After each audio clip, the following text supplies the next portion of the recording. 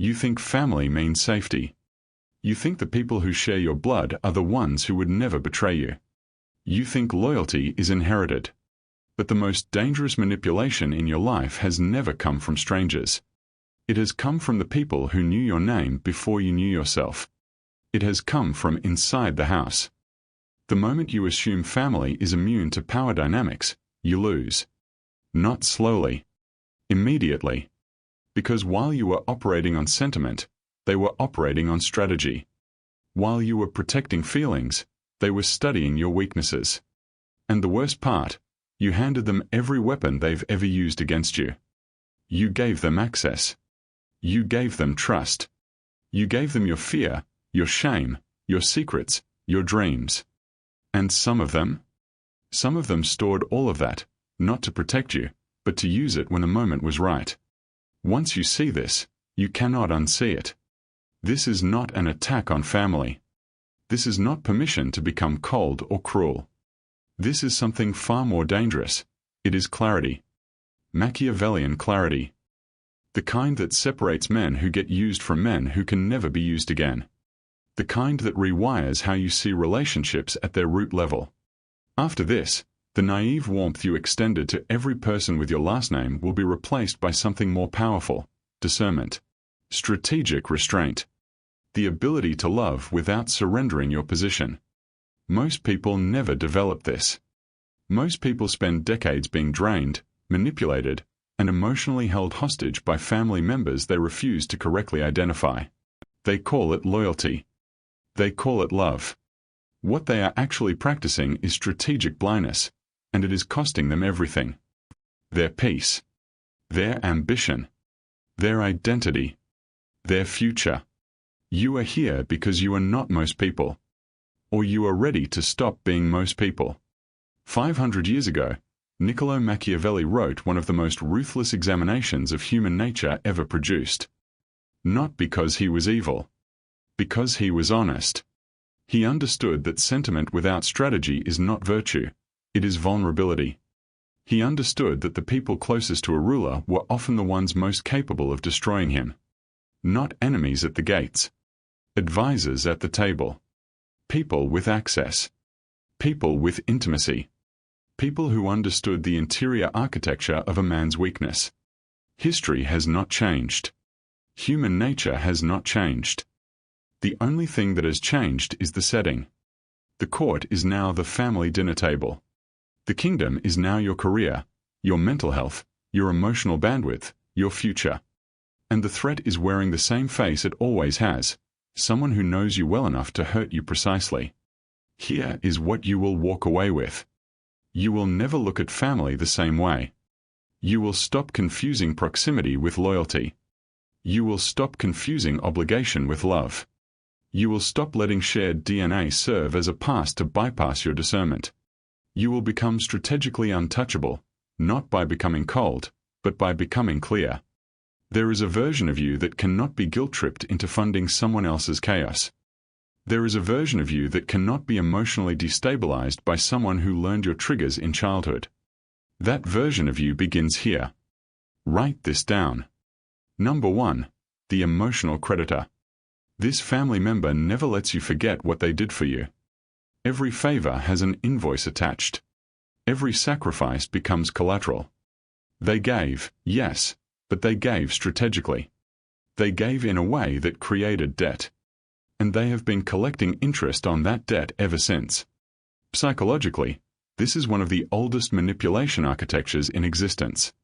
It operates by converting generosity into leverage.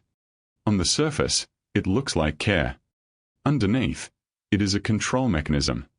The emotional creditor does not give to release, they give to bind.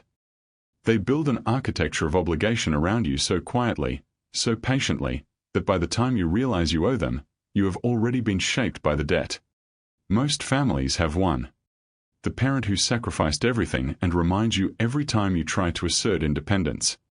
The sibling who helped you once during a crisis and has been withdrawing from that account for a decade. The aunt or uncle who made sure you knew, every holiday, every conversation, exactly how much they contributed to your existence. Here is the scenario. You want to make a decision about your life, a career change, a move, a relationship. You are ready to execute. And then the emotional creditor appears, not with a direct objection, with a subtle reference to everything they have done. The air changes, the guilt enters, and you shrink. Not because your decision was wrong, because you are paying a debt you never consciously agreed to carry. The power reframe is this: genuine love does not come with a ledger. When someone truly gives without agenda, they do not reference the gift every time you threaten to outgrow their control. The emotional creditor is not loving you. They are managing you. They are keeping you in a position where your independence represents a loss of leverage for them. Your growth is a threat to their system. Understand that. Every time you advance, every time you become more capable, every time you make a decision without seeking their validation, you reduce the value of their currency. And they will destabilize you to protect their investment. You do not owe anyone the stagnation of your life as repayment for their choices. Command: the moment someone uses their sacrifice as a weapon against your freedom, recognize the transaction. You did not ask for the terms. You are not bound by a contract you never signed. Number 2, the strategic victim. This family member has mastered the architecture of helplessness. They are always in crisis. There is always an emergency. There is always a reason why they cannot stabilize, cannot advance, cannot function, and always, precisely always, that reason requires something from you. The strategic victim is not necessarily conscious of their manipulation. That is what makes them so effective. They have spent so long in the role that it has become identity. They are not lying about their suffering. They have built an entire self around it. And that self feeds on your resources, your time, your energy, and most critically, your guilt. Psychologically, the strategic victim operates through a dynamic called induced responsibility. They present themselves as incapable, and in doing so, they transfer the burden of their incapability onto the people around them. If you help, the cycle continues. If you do not help, you become the villain of their story. Either way, they extract something from you. Either resources or blame. Both serve the same function. They keep you engaged. They keep you in orbit around their chaos. The average person cannot see this clearly because they are too close and too emotionally activated. They see pain and they respond to pain. What they do not see is the pattern. They do not see that the crisis never resolves. They do not see that help never creates progress. It only creates the next crisis. The timeline of a strategic victim is not linear. It is circular. And you are running the loop with them. The scenario: your phone rings. Another emergency. Financial this time, but it is always financial, or health, or relationship, or legal. The container changes, the content stays the same. You have helped before. You will help again. And 6 months from now, the call will come once more. Because your help did not change the system. You are not solving the problem. You are funding the problem's survival. Power reframe: compassion without discernment is not a virtue. It is a resource. And like all resources, it can be exploited. The strategic victim does not need your help. They need the role of victim to remain intact.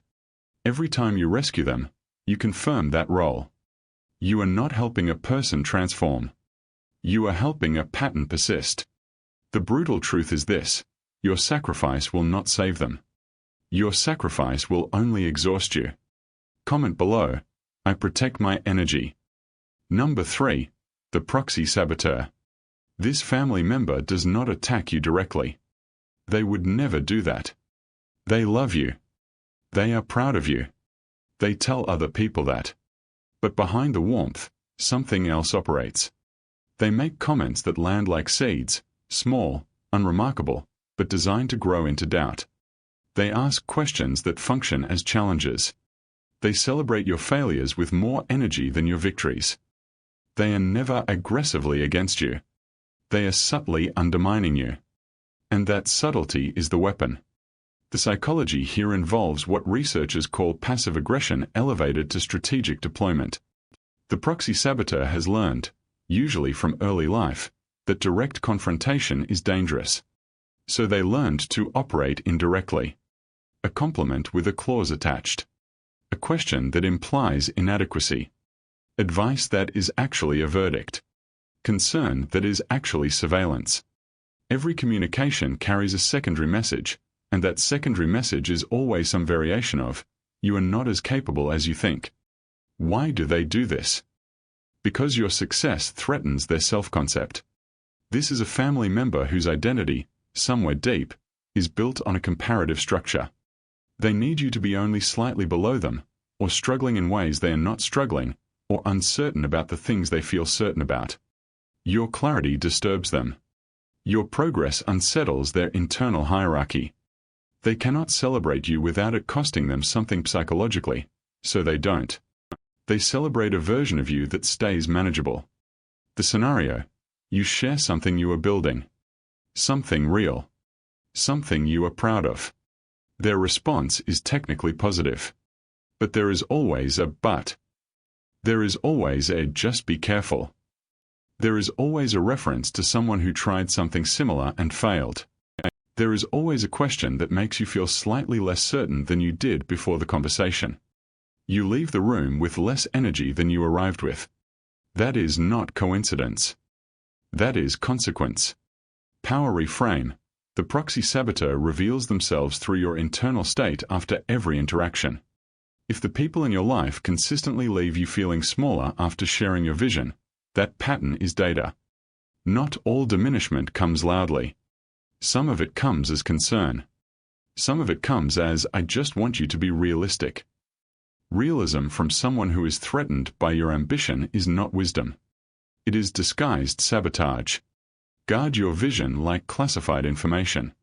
Not everyone deserves access to what you are building. Especially not people who have proven that they cannot hold your potential without trying to reduce it. Burn this into your mind.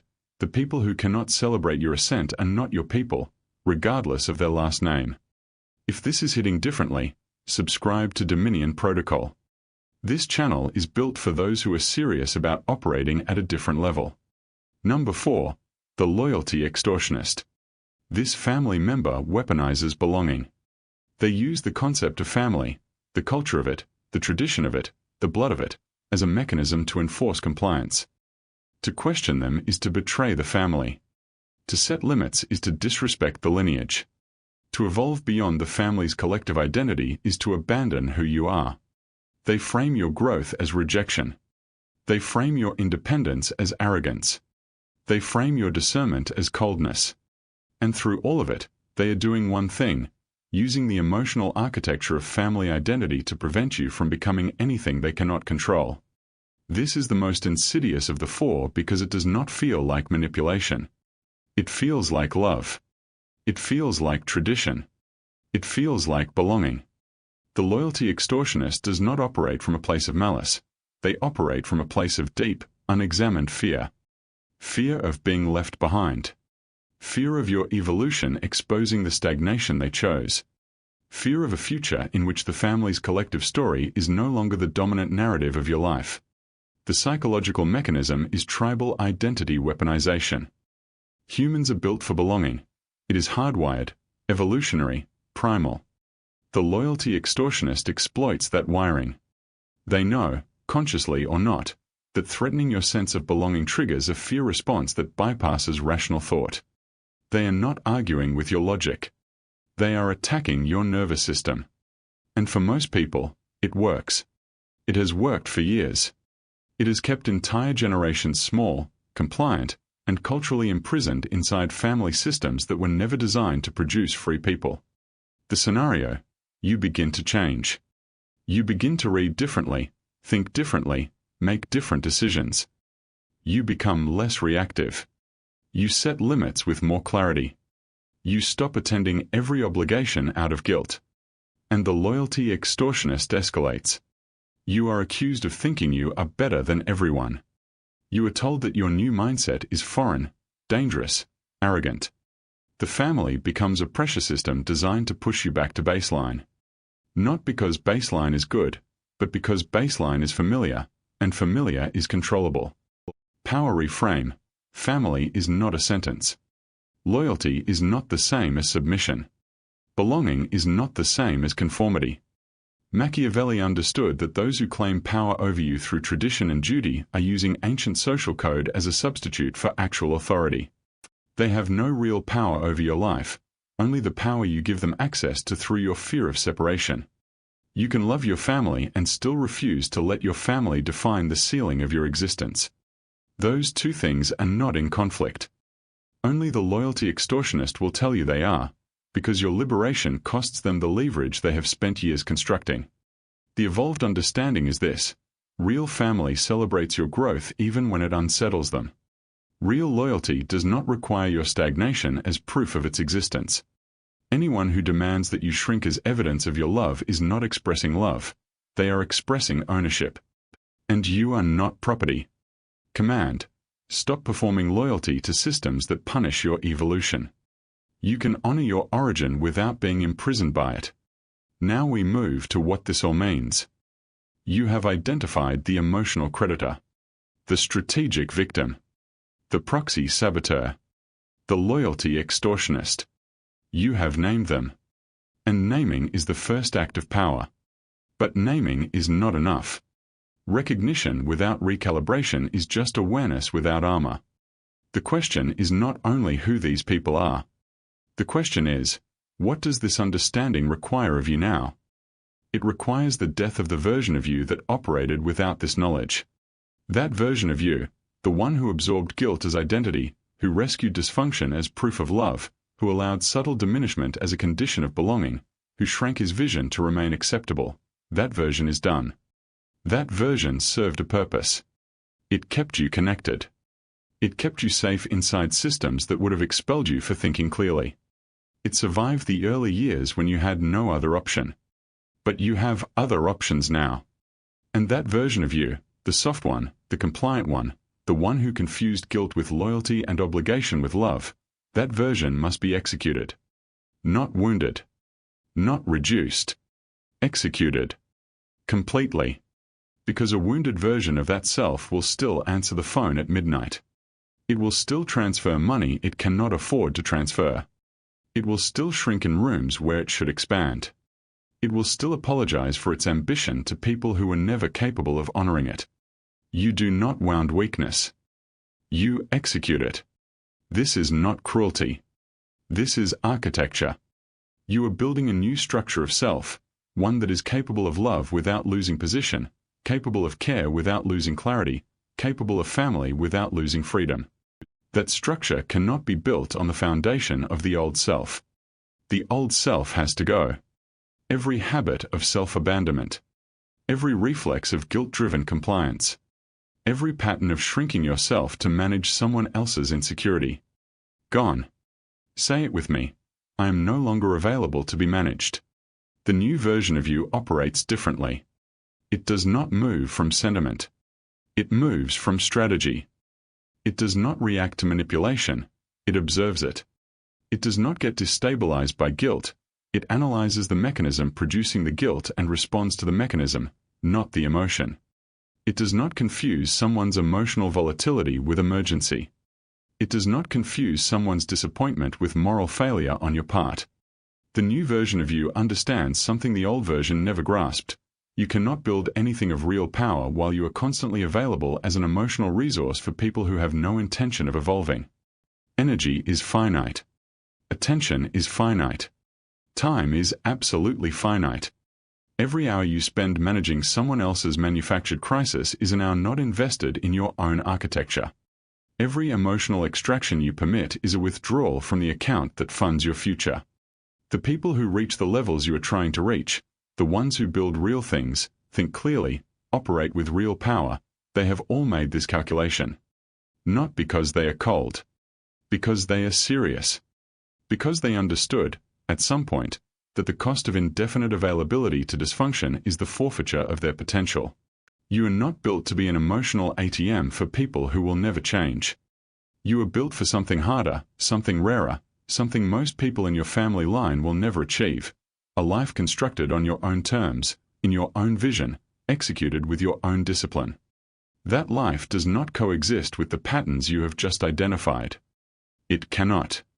One or the other occupies the territory. The old patterns, or the new life. You choose which one gets the space.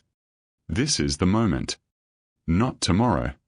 Not after the next family event. Not once you have had the right conversation and received their approval.